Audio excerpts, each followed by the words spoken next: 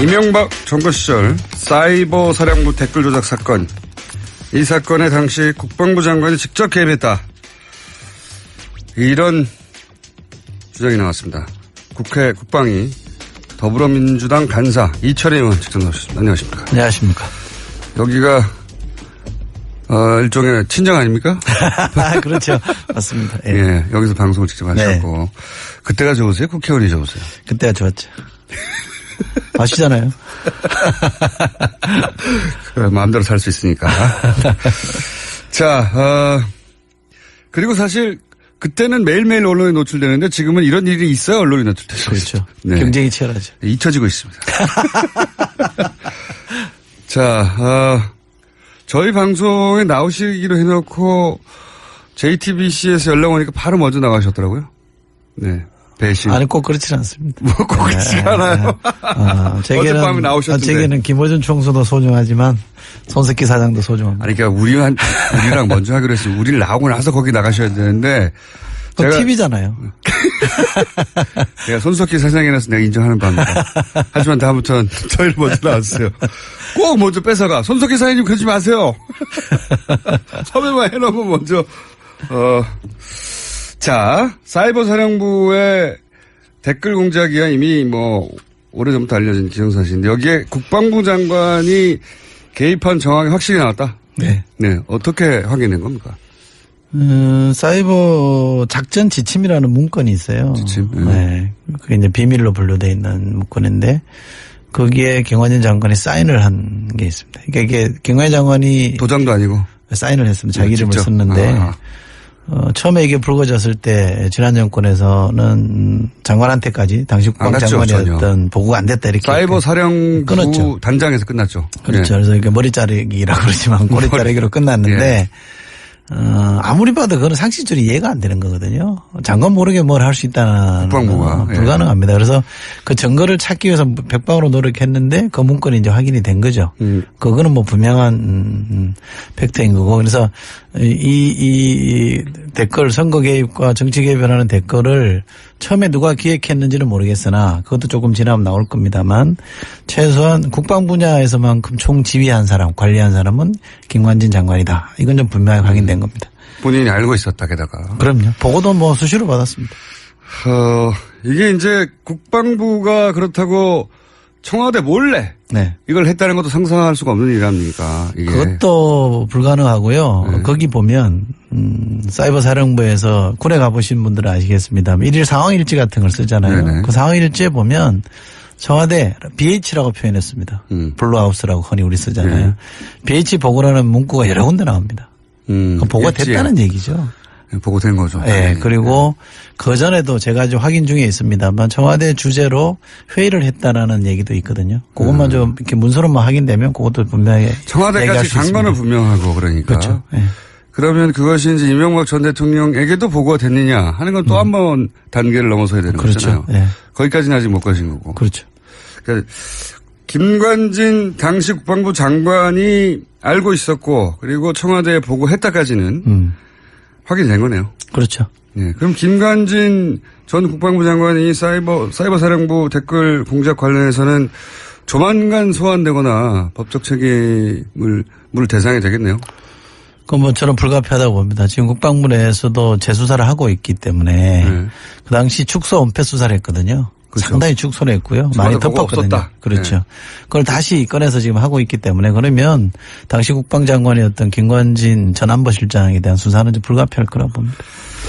김관진 전 국방장관이 요즘 인기가 많아요. 뉴스에 너무 많이 등장하는데. 이분이 2010년 후반 12월쯤인가요? 10월인가 12월쯤 장관이 됐기 때문에 그리고 박근혜 정부 임기 끝까지 있었잖아요. 그러니까요. 그러니까 국방 분야 총괄한 지가 거의 한 7년 정도로 했단 말이에요. 국방장관 그리고 안보실장도 그렇죠. 하고. 그러니까 안보 라인을 사실 말씀하신 대로 한 7년 정도 책임졌지 않습니까? 그러니까 약실공에 6, 7년을 했기 때문에 이른바 손때가 다 묻어 있고요. 거지 자지우지 했다고 보시면 됩니다. 그러니까 그 과정에서 묻혀있던 것들이 이제 속속 나오는 거고 그 책임의 상당 부분은 김관진 장관이 져야죠. 보통 그 다음 정부에서 전 정부 인사를 고스란히 쓰진 않는데 김관진 전 장관의 경우에는 사실은 뭘까요? 승진했어요, 승진. 딱 그런 표현이 네. 정확하게 맞지는 않지만 이게 장관을 하다가 안보실장을 했으니까요. 예. 더 중요한. 근데 박근혜 정부에서도 그럼 김관진 전 장관이 기여한 바를 인정한 거라고 봐야 되는 거 아닙니까?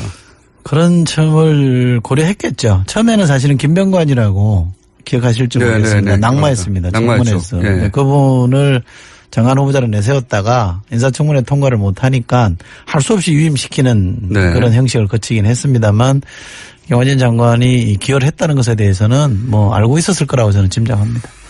그리고 요거 사이버 살인과 관련해서는 제가 개인적으로 주목하는 사안 중에 하나가 이제 청와대에 보고하지 않았다고 이전 조사에서는 끝이 났었는데 근데 사실 최근에 나온 보도에 따르면 청와대에 보고했다는 문서를 이미 확보하고도 청와대까지 안 갔다고 꼬리 자르기를 했다 이런 거잖아요. 근데 이제 그 문서가 나온 것이 김모 국무원의 컴퓨터였는데 거기까지만 있으면 이제 지금까지 쭉 나왔던 여러 가지 일련의 보도 과정에서 이제 추가 정보가 나왔구나 싶겠는데 그 국무원이 또 하필이면 양심 선언을 하겠다고 얘기하고 나서 2주 후에 교통사고로 죽어요.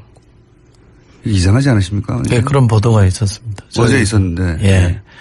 저희도 그 좀 추적해오고 있던 중이었는데, 보도가 있었습니다만, 당시에는 의지만 있었으면 다 할 수 있었습니다. 곳곳에 증거가 남아져 있었는데, 그 이후로 계속 파쇄하고 없애는 작업들을 했죠. 그래도 저는 이제 진실은 숨길 수 없기 때문에 어딘가 남아있다고 봅니다. 그렇죠. 제 말은 이제 그 부분은 당연한데 제 말은 그게 아니라 하필 양심선언을 하겠다고 하고 이분이 했던 일을 보니까 지금 한참 문제가 되고 있는 그 사진 합성. 네. 담당자였다고 해요. 네. 근데 본인이 이제 군인이 아니라 군무원이고 그리고 이제 이게 문제가 되니까 본인이 양심선언을 하겠다고 했는데 양심선언을 하겠다고 한 다음에 2주 후에 교통사고 너무 우연이지 않습니까? 네. 이상하게 생각 안 하십니까? 이상하죠. 이상하죠? 네. 이거 혹시 더불어민주당 국방위에서 조사 좀 해볼 생각 없어요? 이거 국회 차원에서 조사해가지고는 뭐가 답이 안 나오고요. 국방부 내에 재수사 팀을 좀 만들었기 때문에 그 팀에서 제대로 할 거라고 봅니다. 이상하다고 생각은 하시죠. 네네. 이상하다고 생각하시는지를 제가 확인합니다. 근데 김현진 전 국방장관, 안보실장은 최근에 또 연루된 사건들이 마구 튀어나와요. 45년 된 중고 헬기. 이게 어떻게 된 겁니까? 전후가 한마디로 요약하면 이게. 그러니까 45년 된 우리 흔히 헬기, 우리 흔히 이제 군에서는 치누크라는 표현을 씁니다. 치누크 헬기라는 표현을 쓰는데. CH 뭐든가요? 네. 그러니까 치누크 헬기라는 표현을 쓰는데 이게 이제 D형이 있고 F형이 있습니다. 그러니까 순서로 봐도 F형이 신형이죠. 미군이 쓰던 D형을 미군 스스로가 F형으로 바꾸려고 합니다. D형이 이제 도태할 때가, 도태시킬 때가 된 거죠. 퇴역시키는 거죠. 돼서 이제 F형으로 바꾸기로 하고, 그러면 이게 쓰다 남은 거를 한국 정부 보고 사라 그런 거죠. 이거 좀 사라라고 폐차 직전에 사라는 거 아니에요? 그렇죠. 자동차로 치면. 편지를 보냅니다. 장관이, 당시 국방장관 기관이 덥석 그걸 받습니다. 아니, 군 전문가 그거 모를 리가 없는데요. 그걸 받아서 그냥 일사천리로 아침 조찬 회의를 통해서 각 군별로 지시를 합니다. 너거는 뭐하고 너거는 뭐하고 너거는 뭐해서 빨리빨리 진행을 해라. 이렇게 해서 일사천리로 쭉 진행이 된 건데 그러다 보니까 장관 뜻이 워낙 분명하니까 군의 사업이라는 건 타당성 조사라는 걸 하거든요. 그렇죠. 이게 도입해서 되는지 안 되는지 조사를 하는데 그거를 장관이 내린 결론에 꽤 맞추는 거예요. 사라고 했으니까. 그러니까 이미 결론은 나 있는 거죠. 사라고 했으니까 사야만 하는 이유를 만들어내는 그렇죠. 거 나중에. 근데 그걸 들여다보면 근거가 없어요. 이게 수명이 뭐 한 25년 늘어날 수 있다라고 얘기를 하는데 그럼 근거가 뭡니까? 그럼 아무 근거 없습니다. 그냥 정비 잘하면 그럴 수 있답니다. 이런 건데. 기름칠하고 안 쓰는 거예요. 25년간 그러고 가능할 수도 있죠. 더 재밌는 건 뭐냐면 이거 만든 회사가 보잉사인데 그 보잉사한테 확인해봤냐 그랬더니 보잉사는 확인을 못 해준다 그러는 거예요. 확인해 줄 리가 없죠. 제조사는 확인을 못 해준다는 거고 우리 비행기는 항법 장치라는 게 있습니다. 또 생존 장치라는 게 있고 이런 거는 또 같이 못 판다 그런 거예요. 나중에 줄게. 이렇게 되는 거. 그걸 왜 비행기가 날아가려면 그게 필요한 거 아닙니까? 필요하죠. 작전을 수행하려면 그게 필요한 건데. 그걸 왜 나중에 줍니까? 그 작전을 수행을 못 하는 거죠. 그다음에 좀 지나니까 이거 부품이 곧 단종됩니다 이러는 거예요. 그 기가 막힌 거죠. 그러니까 이 비행기는 사실은 쓸 만큼 썼으니까 박물관에 전시해놓고 그렇죠. 이제 네. 관람객들이 보면 돼요. 워싱턴 스미스소니언 박물관 같은 데 들어가야 그렇죠. 되는 겁니다. 이거. 네. 우리나라 전쟁기념관 이런 데 가면 되죠. 이거를 평생 군에 있었던 국방부 장관이 이거 2003년에 이미 단종된 모델이라고 그렇죠. 하는데 이미 단종도 됐고 군이 미 군에서 퇴역시키고 차기 버전으로 넘어간다는 걸 모른 채 샀을 리는 없고요. 그럼에도 네. 불구하고 산 이유는 뭐라고 보십니까? 미국이니까 사줬겠죠. 미국이니까 사준다고 하더라도 뭐 이유가 있을까? 압력이 있다든가 도저히 견딜 수 없는 아니면은 압력이나 이권이 있다든가 사주면 좋은 둘 중에 하나지. 이거 기분이 갑자기 좋아가지고 사줘 1,500원어치 1,500원어치 모르겠다 1,500억치 이게 말이 안 되잖아요. 차라리 압력입니까 이윤입니까 이게? 구체적인 압력이 있었다거나 예. 자기 이해관계가 있었다면 그게 확인된다면 차라리 저는 낫겠습니다. 미국이 그렇게 막 거세게 압력을 넣었기 때문에 마지못해 샀다. 또는 이거 내가 사주면 따로 뭐 뒤에 좀 생기는 게 있으니까 샀다 이러면 제가 차라리 이해는 하겠는데 아직까지 그렇게 볼 만한 정황은 없고요. 너무 깔끔하게 해서 없는 거 아닌가요? 생각이 더 문제인 거죠. 미국이 요구하니 당연히 들어줘야지. 그런 생각이 더 위험한 거죠. 그냥 워낙 친미적이어서 그랬다? 저는 그런 점이라고 봅니다. 그런 점도 있을 수 있다. 저는 이익이라고 보는데 이게 뭐 프라모델도 아니고 이게 1,500억이 무슨 껌값도 아니고 갑자기 뻔히 아는데 단종될 거. 여하간 지금 현재 기준으로는 그게 압력이 존재했는지 이권이 개입됐는지 혹은 단순히 본인이 워낙 미국을 숭상해 왔고 그랬기 때문인지는 확인이 안 됐다는 거죠. 네. 또 한 가지 그것만 하고 끝나면 또 모르겠는데 초계기 얘기도 나왔어요. 네. 이것도 뭡니까 초계기. 이건 사실 좀 더 심각합니다. 금방 말씀하신 대로 지누크라는 헬기는 다 합쳐봤자 1,500 정도 되는 1,500억 정도 되는 사업인데 이 초계기는 S3B라는 겁니다. S하고 숫자 3하고 B라는 걸로 쓰는데 군에 참 이 영어 표현이 많더라고요. 근데 이 초계기인데 이거는 의사들도 비슷해요. 그러죠. 예. 네. 자기들끼리 알아먹는 거 막 쓰잖아요. 알고 보면 별거 아니에요. 예. 그렇죠. 약 줘라 이런 얘기예요. 배 아프니까 약 줘라를 굉장히 어렵게 써놨더라고. 이거는 8천억이 넘는 돈. 8천억. 네. 예. 이거는 실제로요. 아리조나 사막에 그냥 퇴역시켜놓고 아리조나 사막에 전시해놨던 거예요. 처박아 놓은 거예요. 이렇게 곧 퇴역이 아니라 이미 퇴역된. 사막에 전시해놨던 처박아 놓은 거라니까요. 그걸 사겠다고 한 거예요. 예? 야. 근데 이건 진짜 큰일 날 뻔한, 이거 정상적으로 하면 사는 건데, 뭐 때문에 중간에 수습됐냐면, 작년에 북한이 SLBM을 샀잖아요. 네. 죄송합니다. SLBM을 쏘니까 이 초기에 가지고는 감당이 안 된다. 그러니까 덮은 거예요. 중지한 겁니다. 누군가 정상적인 사람이 그래도 있긴 있었단 말이에요. 그렇죠. 네. 누군가 막았겠죠. 아마 저는 이렇게 되지 않았을까 싶어요. 이건 너무한 거 아니야? 밑에 군에. 아니 이제 군이 다 바보거나 멍청하거나 그게 아니지 않습니까? 거기 얼마나 유능하고 똑똑한 사람도 있겠어요. 그럼요. 근데 이제 군의 특성상 장관이 하라고 해야 되는데 너무한 거 아니야? 요거는 이것도 김관진 장관 시절인데 요거는 구체적으로 이거 해라라고 지시는 안 하고요. 2012년 12월에 갑자기 장관이 TF를 만들려고 그러는데 그 TF 역할이 뭐냐면 대잠수함 작전을 어떻게 할 건지 TF를 만들어라고 하니 그 TF가 만들어져요. 그리고 결론을 내놓습니다. S3B라는 초계기를 사야 된다. 살 수밖에 없는 결론을 내놓습니다. 내놓고. 그리고 진행을 하는 거거든요. 그런 결론이 정상적으로 날 수 없는 거 아닙니까? 사막에 있는데 지금. 태역해가지고.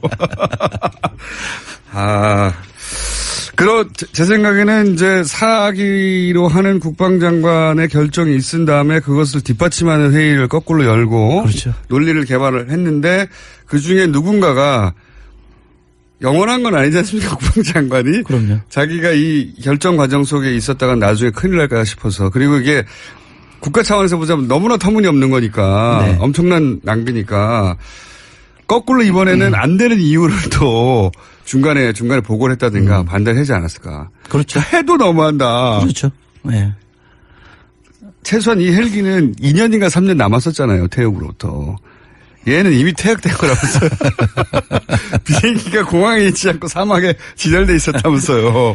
초계기라는 게 저 잠수함 활동을 이렇게 탐지하는. 그렇죠. 거잖아요. 네. 그러니까 북한이 뭐 잠수함이 많다 그러잖아요. 그것도 뭐 그 성능은 떨어집니다만 SLBM을 쏠 수 있다 그러니까 어쨌든 그 잠수함 작전을 하기 위한 초계기를 도입하는 건데 그야말로 지금 말씀하신 다 떨어진 걸 갖고 오겠다고 했는데 SLBM을 쏴버리니까 해도 너무하다. 이건 도저히 안 되겠다. 그래서 누군가가 이거는 거예요. 진짜 나중에 크게 문제가 됩니다. 그렇죠. 라고 해서 막은 거지. 이게 작년 10월에 바꿨어요. 안 하기로. 그리고 또 한 가지 또 저희 가설은 최순실 게이트 터지면서 큰일 났다. 이거 빨리 다 덮어라. 이렇게 된 게 아니고. 그렇게 얘기할 수 있죠. 왜냐하면 이 초계기는 로키드 마틴이거든요. 그때 당시 로키드 마틴 얘기가 엄청 나왔지 않습니까? 그러니까 한간에 이제 김관진 전 장관과 로키드 마틴이 뭐 가깝다 이런 소문들이 많아서 마침 요 초계기가 로키드 마틴 거고 규모도 한 8천억 정도 되니까 그런 의심들을 할 수밖에 없는 거죠. 발을 뺐다 갑자기 이렇게 생각 둘 중에 하나가 아니면 두 개가 합쳐졌든가. 작년 10월이면 이제 누가 통제할 수 없는 상황이었죠. 그러니까요. 네. 이미 탄핵 절차에 들어가 있으니까. 그런 의심이 매우 많이 드는 사안이고 로키드 마틴 얘기하니까 마지막으로 한 가지만 더 질문드리면 이 대선 기간에 미국도 대선 끝나고 얘기하자고 했던 사드가 갑자기 기습 배치가 됐잖아요. 그리고 정권 교체되고 나서 사드 이거 도대체 어떻게 배치된 거야? 제대로 보고도 안 하고 라고 들여다보려고 했는데 말들도 다르고 사실대로 말을 안 해줘가지고 확인이 제대로 안 됐어요.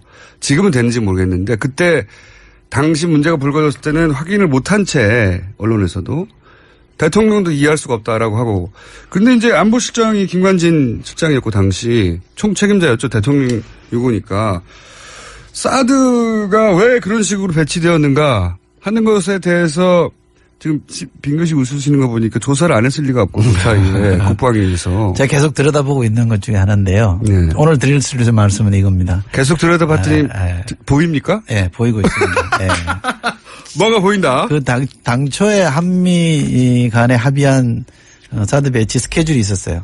그러니까요. 네. 그게 금년이죠. 네. 2017년 하반기입니다. 네. 근데 이게 어느 날 갑자기 땡겨져요. 그 대선 후라고 했다가 땡겨집니다. 땡겨지죠. 갑자기. 그 땡겨지는 과정 중에 김관진 장관이 대통령이 그 유고시잖아요. 그렇죠. 그 상황인데 대통령이 없어요 그때는. 미국을 2번씩이나 방문합니다. 혼자서. 네. 그것도.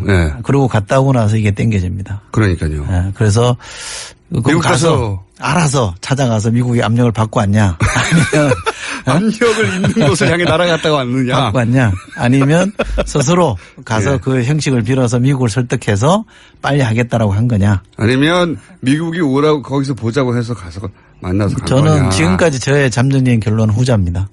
우리 정부가 당겼다고 저는 봅니다. 지난 정부죠. 그러니까 김관진 안보실장을 추구하는 안보라인이 대통령 유고 시에 사드를 다음 정권에서 사실은 올해 말에 하기로 돼 있었는데 이걸 알박기라 그러죠. 그러니까 알박기를 한 건데 여기에 로키드 마틴과의 관계나 혹은 뭐 미국과의 거래나 여기서 미국이라 하면 모호합니다만 어쨌든 거래 이런 정황도 조금씩 나옵니까? 그 미국의 군수업체와의 거래는 아직 뭐 제가 확인할 수 있는 선이 아니라서. 근데 이게 미국이 요구한 게 아니라 박근혜 정부의 안보 라인이 오히려 나서서 우리가 하겠다고 해버린 거다. 제가 본 바로는 잠정 결론이 그렇습니다. 이때까지 들여다본 바로는? 네. 얼마나 자세히 들여다보셨어요? 조만간 발표됩니까? 뭐 하여간 제가 알고 있는 걸 정리해서 밝혀야죠. 공개해야죠. 왜냐하면 국회의원이 할 일이 그런 거니까. 제 혼자만 알고 있으면 뭐 하겠습니까? 네. 곧 밝혀질 예정이라고 합니다.